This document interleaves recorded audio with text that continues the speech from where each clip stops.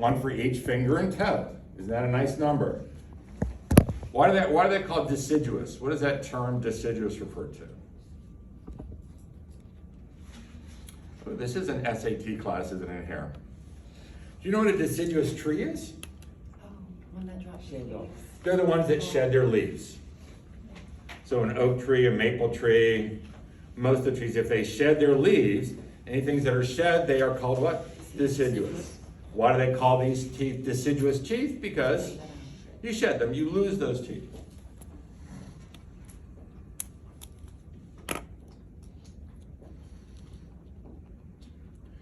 Primary dentition. Your secondary dentition, 32 teeth that rarely fit into people's mouths, because the back four, the top two of the back and the bottom ones here are your, what they call the wisdom teeth. Yes. The last set of molars that generally don't fit in people's mouths anymore, so often you have to have your wisdom teeth extracted, your secondary dentition here.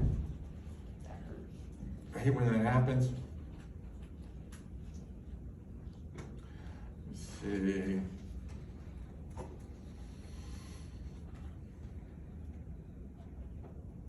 So we have the teeth here. Also in the oral cavity, your salivary glands produce two different types of fluids. A serous, a watery fluid, and of course the mucousy fluid. The serous cells are secreting this very watery stuff. The mucus cells secrete this viscous mucus. And again, how much mucus it gets mixed with, how much water gets mixed with it depends on or how thick or viscous the mucus happens to be. You know, when you have that long string of drool hanging down from the end of your mouth, it's a very attractive look. That's again because of that property of the mucus that's in it there. Blame it on the mucus there. But what you should know, 3 sets of salivary glands. The parotid glands.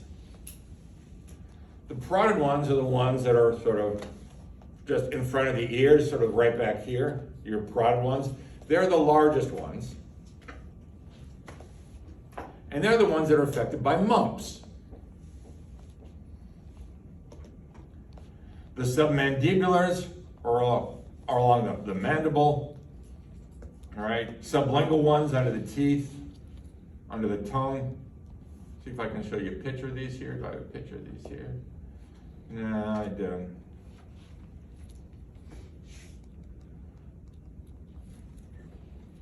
Nothing to show there.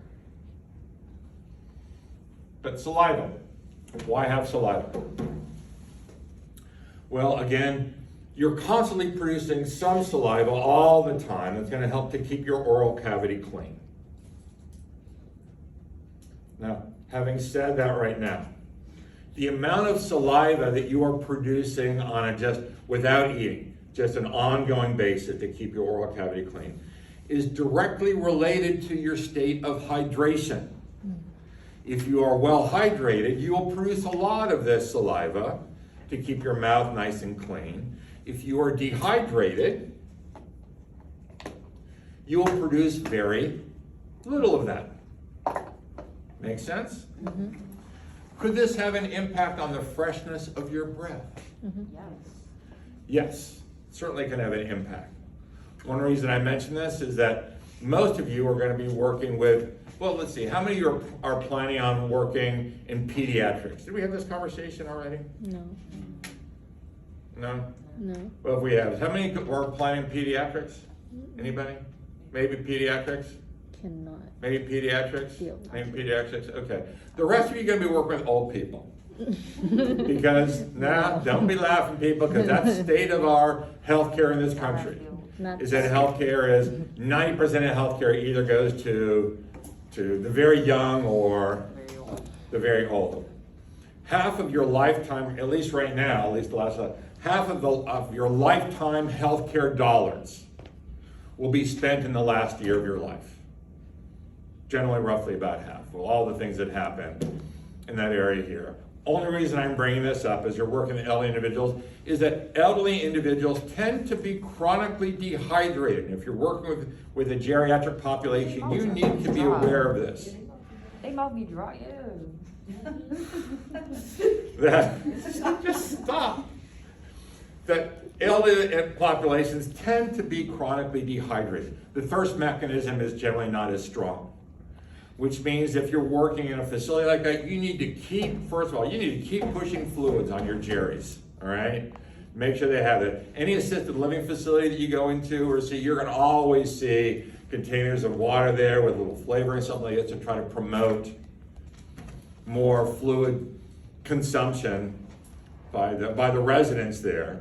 Because if you're not pushing that and they're dehydrated, there's a lot of things. There's confusion that comes along with people who are dehydrated. You might think they're having a mental episode. They seem to be out of it. Often they're just dehydrated. Putting a liter of fluid in them, often they perk right up. But also that dehydration tends to cause them to produce not enough saliva, and their breath sometimes can get a little, just get a little whiffy. Right? Thank you. Just wanted to sort of share that with you. Dissolves food, so it can be tasted. Moistened foods. Contains amylase, as we've already mentioned. Will there be anything else in saliva that you might have come across? Will there be IgA?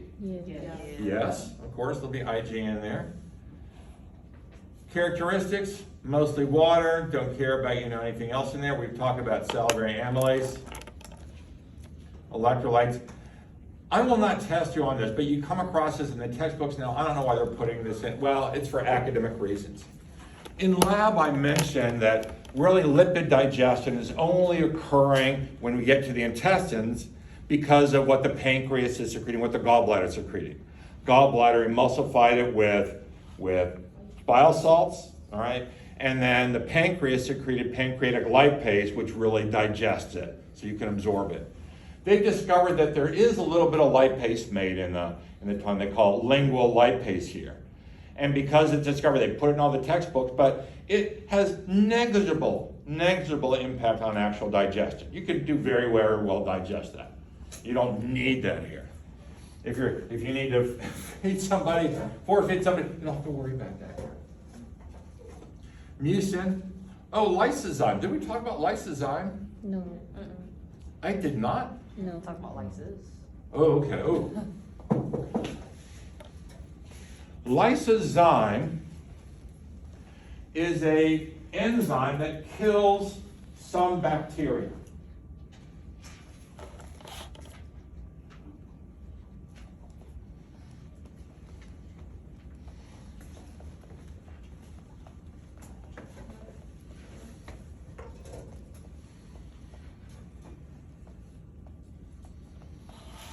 What does lysozyme do?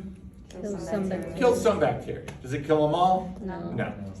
But it actually keeps their numbers at least a little bit reduced.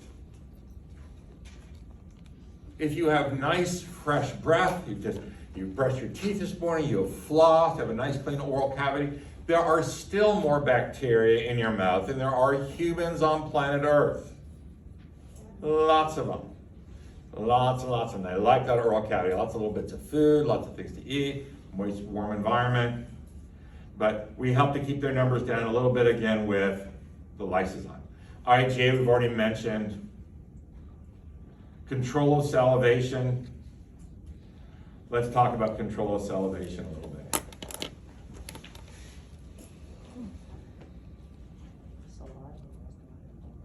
That increases your production of saliva. You've got mechanoreceptors that respond to anything in the mouth. So this is why, even though chewing gum has no real nutritional value, but chewing gum will make you produce a little more saliva. Just having anything in the oral cavity will do this. I had a friend who was Israeli and mentioned that a trick that they would use in the Israeli army, if you're on a long dry march in the desert, is that they would just take a small little pebble. Just take a little small pebble and keep that in their mouth, all right? You just have to make sure you're not chewing on that pebble because that's bad for your teeth. But they would just suck on that little pebble to keep their mouth moistened, because anything in the mouth, all right, just even a little pebble, even if it's a non-food thing, will trigger an increase in saliva to help keep your oral cavity a little bit more, a little moisture here. Chemoreceptors are going to respond to things that are chemical, especially acidic things here. Now, sight, smell, and thought of food can also increase salivation, and this would be a reflex carried out by the brain, the medulla, right? This is like Pavlovian reflexes here.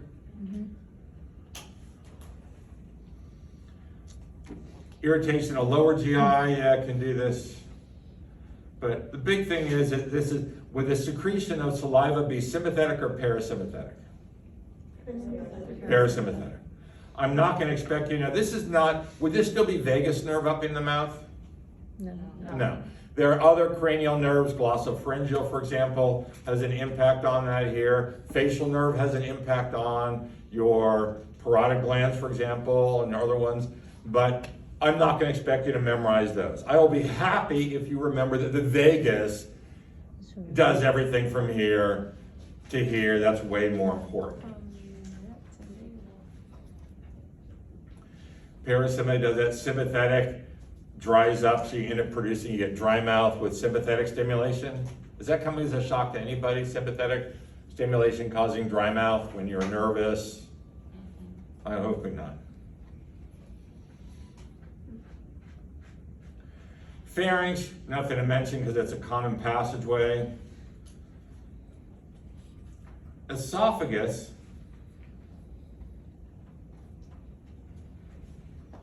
Here's what you should know about the esophagus. Is that the esophagus normally is collapsed, but there are sphincters at the top and the bottom that allow food to enter into it. There's an upper esophageal sphincter that normally tends to keep air out. What's going to happen when you swallow to that upper esophageal sphincter? It's going to have to do what? Well, no, in order to let food in, it's going to have to expand, all right? And as it expands and you swallow food, we probably also get some air into your stomach. Yes. So every time that you swallow food, you're also going to get some air in there too, which is why you often end up burping afterwards because of the air that's going to come along with that. But the upper esophageal one, when you're not swallowing, normally keeps air from getting in. The lower one, lower esophageal sphincter, sometimes called the cardiac sphincter or all these horrible names, normally keeps the contents of the acid of the stomach from getting up in the esophagus and causing it to burn. You said it's called a cardiac? Cardiac sphincter. The lower one. The lower one. Oh. Because it's near the region of the heart, has nothing to do with the heart itself. Let me see if I can show you a picture.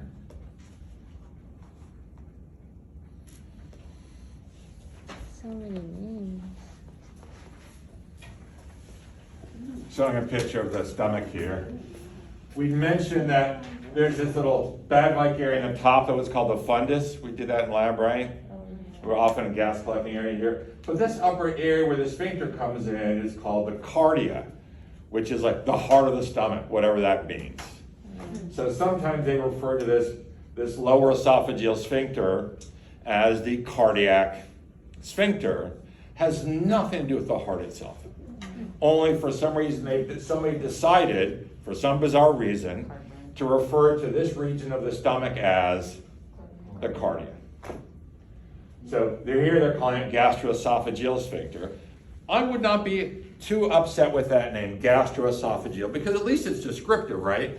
You could figure out gastroesophageal is between gastro, which is stomach, and esophagus. But cardiac sphincter, oh please.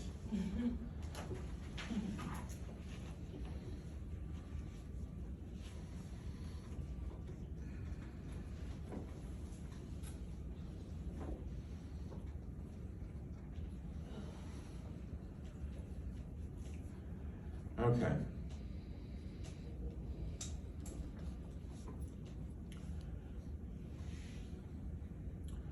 Okay. All right, so swallowing, deglutition, $20 word. Really just, there are two real phases here. The buccal phase, or buccal phase. It sounds weird to call it buccal because it makes it sound like it's a belt buckle, but it's technically a more correct pronunciation here. Here's the thing, the most important thing to know about it, since you're writing stuff down, is that the buccal phase is the part that you initiate voluntarily. Skeletal muscle involved in that. Can you decide to swallow? Yeah. Watch this. There, Wow. I just decided to swallow. Amazing, isn't it, right? So the buccal phase is the only phase that's really voluntary, under voluntary control. The pharyngeal phase and then the esophageal phase becomes less voluntary and then becomes more, if it becomes less voluntary, it's more involuntary.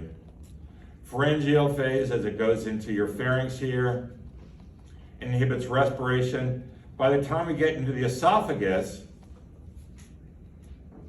it's cranial nerve number 10, esophageal peristalsis. And that is worth understanding, because a lot of people are surprised to find out that you can drink water while you're standing on your head. Oh, wow. Yes. You can, because stuff doesn't just fall down your esophagus, it is moved by peristalsis. Now, if I'm upright, peristalsis is going to be squeezing that food down, but if I'm standing on my head, peristalsis will squeeze that stuff up to your stomach. Now, having said that, it is true that if I'm drinking water right now, all right, something that doesn't have a lot of viscosity, all right, gravity will probably pull at least a lot of that water down before the peristalsis actually gets it down there. But aside from that, you're eating food, you're eating something that's just not just like pure water. Peristalsis is taking it there. And that is almost all vagal nerve, cranial nerve number 10. There's a little bit of 9 in there and nobody cares. That's just the upper portion of it here. It's almost all vagus nerve, because vagus is everything from neck to navel.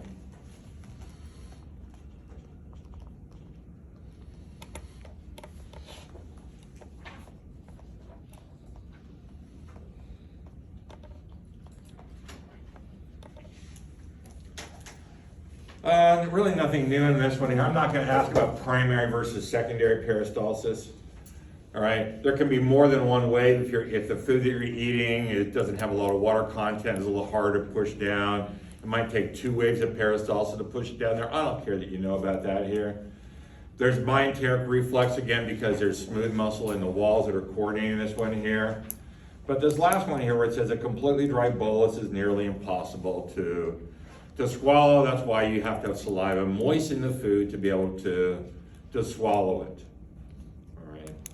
Now, that's, for example, one big advantage of regular potato chips versus the ones that are salt-free. All right. Regular potato chips that have a nice little bit of salt, that salt is going to pull out saliva, right? Pull out some water, all right? Have you ever actually tried to eat like the salt-free potato chips and try to get them down? Why would you? It's like, why would anybody do that? Why eat salt-free? It's like drinking alcohol-free beer. It's like, why bother doing it, right? Yeah. But it's like, if you've ever tried to do that, because maybe you're at a friend's house, all right? And then they'll have salt on their foods like this. Oh, thank you very much. And you try to eat that, oh my gosh, you cannot get that down. Because it just chew in your mouth, it's just this big glob here. You try to swallow it and nothing happens here. You need to have that little bit of liquid phase. So bring your own salt, for moment's sake. Excuse me, I brought my own salt here. Here we are. Can I get some water here, please? A hot dog eating contest. Nothing says I'm an American like a contest to see who can eat too much, you know, a month's worth of food in one sitting here. All right, yummy, yummy, yummy. All right. It's just showing apples. What happens if you think about a peanut butter and jelly sandwich or something like this? Well, of course, let me mention this right now. Anytime any kind of reflex that's going to cause you to produce more saliva is also going to increase what's happening in your stomach, because those reflexes are going to be linked. So if you just you know, they call it, you know, the cephalic phase of gastro secretion. We'll probably not get to that much today, but anything that's gonna, you know, you see that commercial for Pizza Hut or the jelly, you know, and you start to salivate, for example, like this, I guarantee your stomach is also starting to grumble and growl and start to produce digestive juices here. Stomach.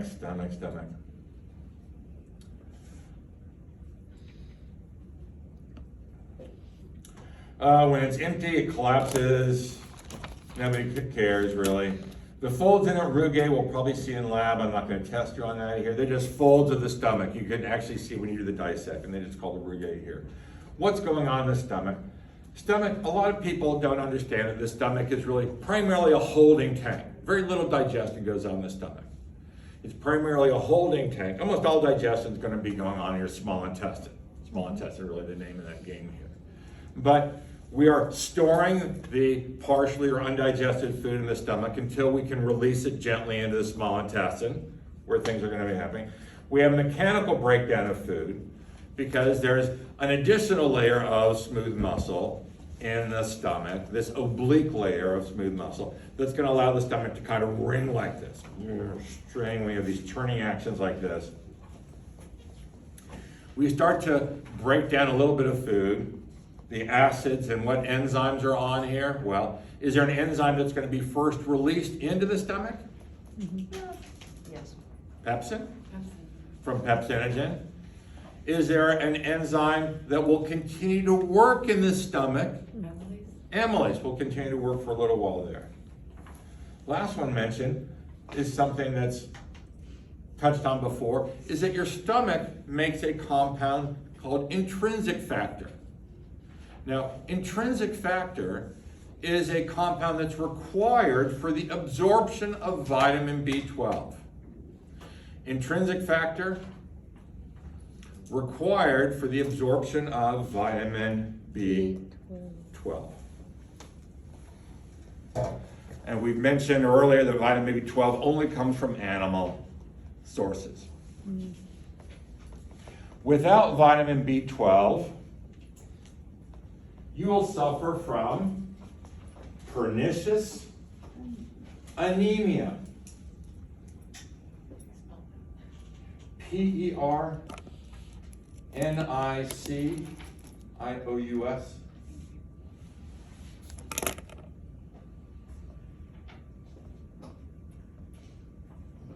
Before they knew what happened when people had pernicious anemia, they would just slowly waste away with the anemia.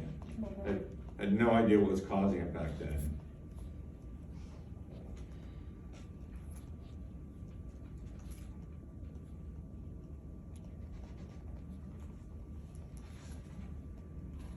Don't need to write down what I'm about to tell you, but generally there's two big classes of individuals in this country that would be at risk of pernicious anemia.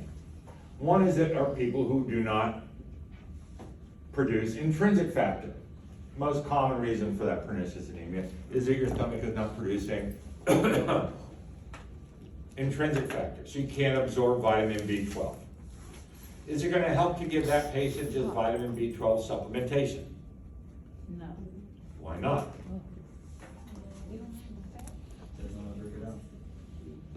Because it's not going to do you any good to just take a lot of vitamin B12 pills. If you don't have intrinsic factor, it's just all going to go right through you. So how are you going to get vitamin B12 into that patient of yours? Can you give it orally? No.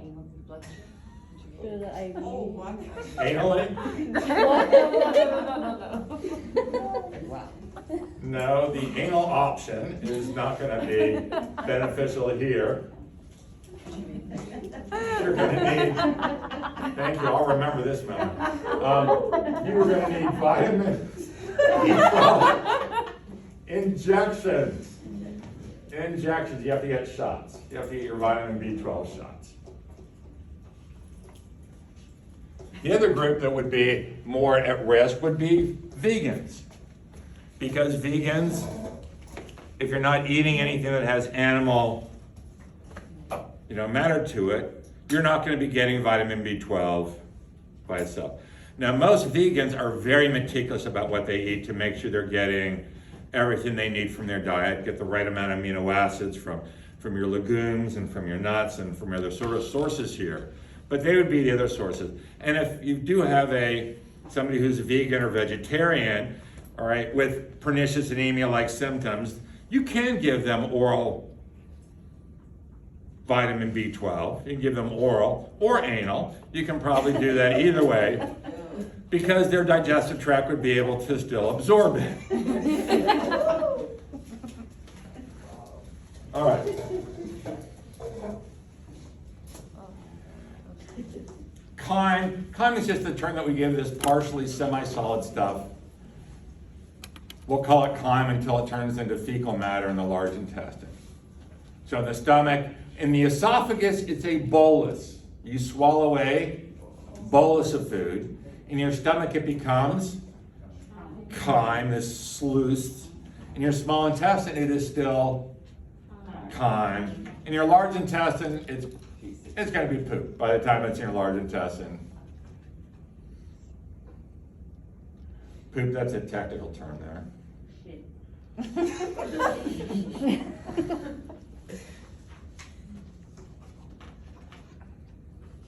This is they're showing a stomach here.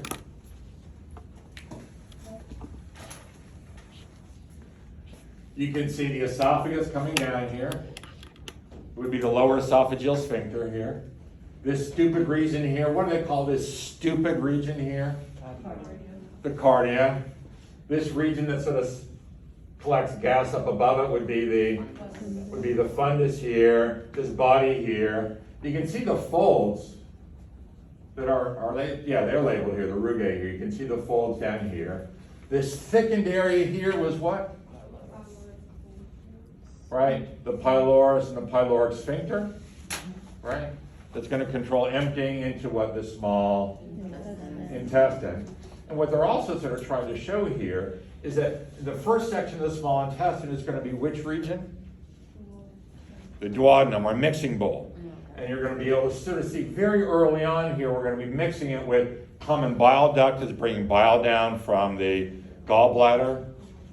All right, that was made in the liver here. We have pancreatic ducts that are going to go into it too, that are going to bring all the digestive juices from the pancreas into it. There's a little sphincter. The little sphincter here around the duodenal papilla here that they call the Sphincter of Od. That's going to control the emptying of all those fluids into the, into the small intestine. We'll see that later. Microscopic anatomy. Only thing to mention about this is that we have only thing to mention is that we are out of time for today. And so we must pick up on this again on our next exciting class here. Nothing will beat today, however. But when I see you folks on Tuesday, please read ahead on this as much as you can here.